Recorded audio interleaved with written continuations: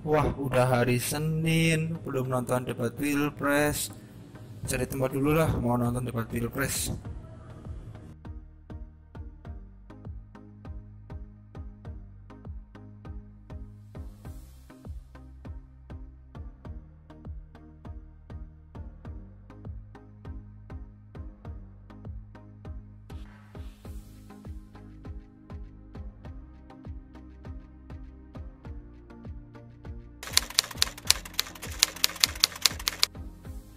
Visi kami adalah Indonesia maju.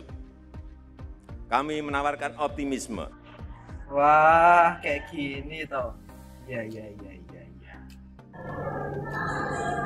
Mama kulisnya tadi di mana? Ih susah tahu, aku gak belajar. Sophie, kamu tahu nggak? Ada bisnis terbaru. Apa? Itu nanti itu mereka cerai.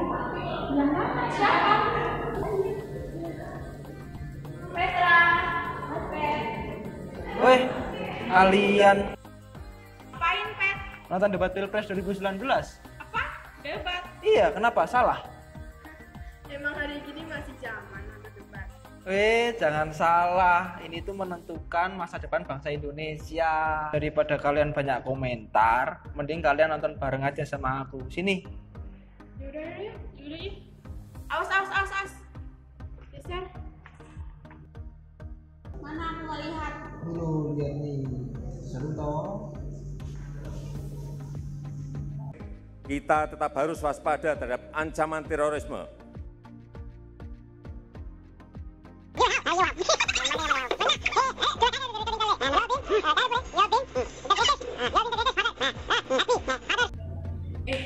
Tapi bentar dulu deh. Emang yang diomongin sama paslon 1 sama 2 ini udah bener nyata? Iya ya, Vin. Daripada kita semua ragu, ayo kita nonton video reaksi yang berikut ini. Salam Indonesia. Di sini kami akan memberi tanggapan terhadap debat yang pertama Capres dan Cawapres. Diharapkan video ini dapat memberikan inspirasi bagi masyarakat untuk menjadi pemilih yang cerdas. Penasaran? Berikut reaksinya.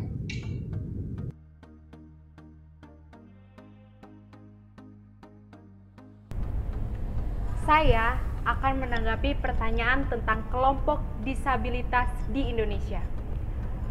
Saat ini, kaum disabilitas menurut perhitungan WHO tahun 2011 sekitar 10% masyarakat Indonesia atau sekitar 24 juta masyarakat Indonesia adalah kaum disabilitas. Pada tahun 2016, Badan Pusat Statistik menyelenggarakan survei ketenagakerjaan nasional. Berdasarkan survei tersebut, dinyatakan bahwa Indonesia kaum disabilitas sekitar 12,15%.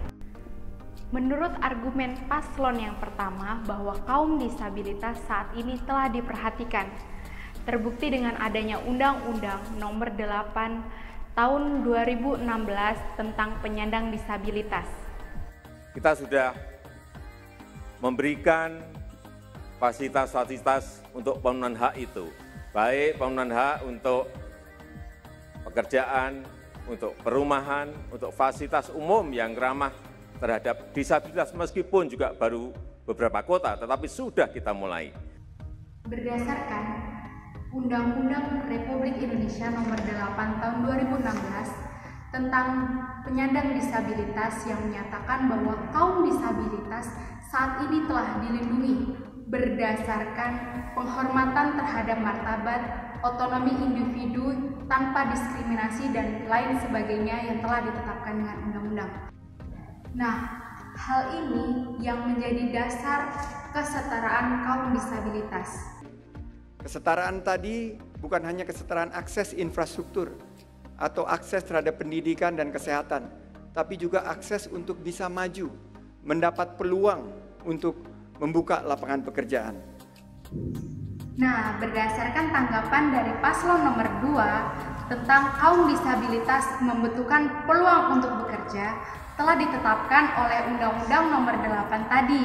Nah, di situ dikatakan bahwa pasal 53 ayat yang pertama bahwa badan usaha milik negara dan badan usaha milik daerah wajib memperkerjakan kaum disabilitas minimal 2% dari pegawai yang lain.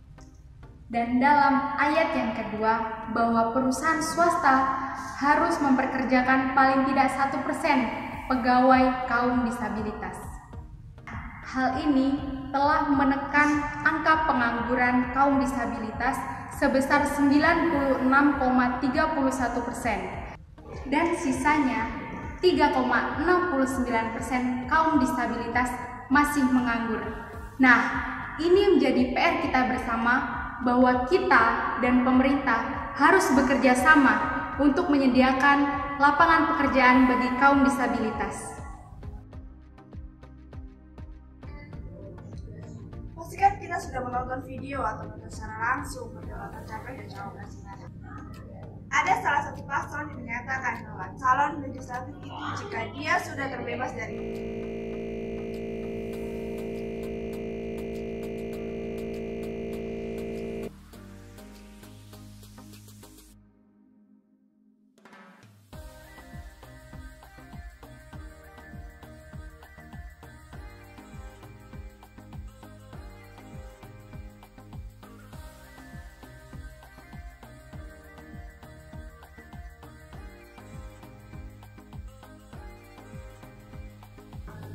dan menjalankan pidana penjara berdasarkan putusan pengadilan. Maka dari kalimat tadi dia mendapatkan surat keterangan dari lapas yang sudah dijalankan hukumannya, maka seseorang yang ingin mencalonkan menjadi calon legislatif diperbolehkannya.